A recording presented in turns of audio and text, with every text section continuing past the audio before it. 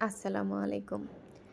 আজকে সন্ধ্যার পরে আমার ভাসুরের ছেলে এবং মেয়ে আমাদের বাসায় বেড়াতে এসেছে।